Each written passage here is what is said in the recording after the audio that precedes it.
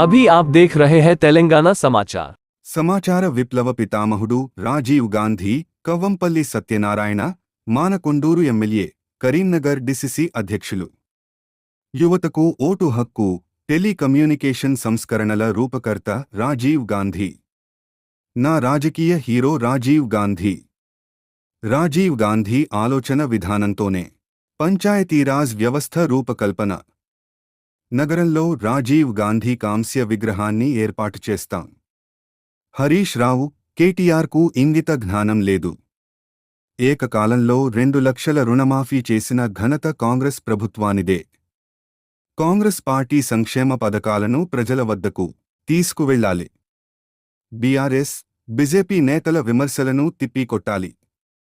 AICC ఆదేశాల మేరకు Karimnagar DCC కార్యాలయంలో రాజీవ్ గాంధీ 80వ జయంతి కార్యక్రమం ఘనంగా నివాళులర్పించిన పార్టీ శ్రేణులు. నేడు మాజీ ప్రధాని స్వర్గీయ రాజీవ్ గాంధీ గారి 80వ జయంతి. 80వ జయంతిని పురస్కరించుకుని కరీంనగర్ డిసిసి కార్యాలయంలో ఏర్పాటు చేసిన కార్యక్రమానికి మానకొండూరు ఎమ్మెల్యే, కరీంనగర్ జిల్లా కాంగ్రెస్ అధ్యక్షులు డాక్టర్ కవ్వంపల్లి సత్యనారాయణ గారు హాజరై DCC working president Komatireddy Padmakar Reddy, Karimnagar assembly నియోజకవర్గ కాంగ్రెస్ పార్టీ ఇన్ఛార్జ్ పురుమల్ల శ్రీనివాస్, మాజీ ఎమ్మెల్యే ఆరెపల్లి మోహన్, మాజీ మార్కెట్ కమిటీ చైర్మన్ ఆకారపు భాస్కర్ రెడ్డి నాయకులు కార్యకర్తల సమక్షంలో రాజీవ్ గాంధీ చిత్రపటానికి పూలు సమర్పించి ఘనంగా నివాళులు అర్పించడం జరిగింది. ఈ కార్యక్రమంలో నాయకులు మడుపు మోహన్, మల్లికార్జున రాజేందర్, ఎండి తాజ్, శ్రావణ్ నాయక్, గడ్డం విలాస్ రెడ్డి, బొబ్బిలి విక్టర్, ఎస్ఏ మోసిన్, అహమ్మద్ అలీ, ములకల ప్రవీణ్, కర్ర రాజశేఖర్, అంతగిరి వినయ్, గోపు మల్లారెడ్డి, ఎన్ కేశవరెడ్డి, నిహాల్, పోతారం సురేందర్, నెల్లి నరేష్, కుంభాల రాజకుమార్, చింతల కిషన్, పర్వతం మల్లేశం, ఓరండ్ల రమేష్, ఆమెర్, మంత్రి రవి తదితరులు పాల్గొన్నారు. ఆయనకు ఘనంగా ఘన నివాళులు అర్పించడం జరిగింది. ఆయన ఒక గొప్ప మహానుభావుడు, గొప్ప రాజకీయ నాయకుడు. అకాల మరణం వల్ల, అనుకోని కారణాల వల్ల ఆ రోజు మద్రాసులో పెరంబూరులో చనిపోవడం జరిగింది. బాంబులు దాడులకు మానవ బాంబులు వేసినటువంటి వారికి బలైపోయి చనిపోవడం జరిగింది.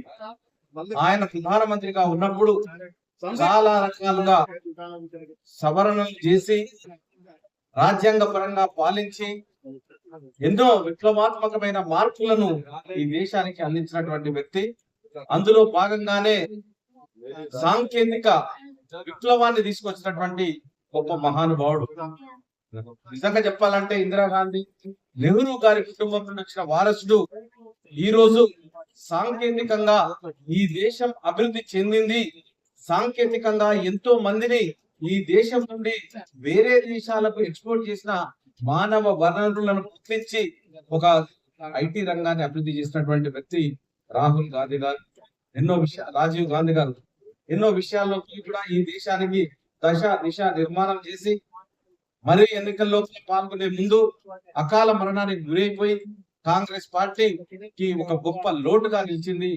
ఆయన సూర్యచంద్ర ఉన్నంత వరకు ఆయన గుర్తించుకోవడం, స్మరించుకోవడం, ఆయన చేసినటువంటి పనులను మళ్ళీ నెమరు వేసుకుంటూ ఉండడం, దానికి ఈ రోజు అంతకుమించే అధికారంలోకి వచ్చిన తర్వాత మొట్టమొదటిగా ఆయన జయంతిని ఈ యొక్క కార్యాలయంలో ఘనంగా జరుపుకోవడం జరుగుతుంది.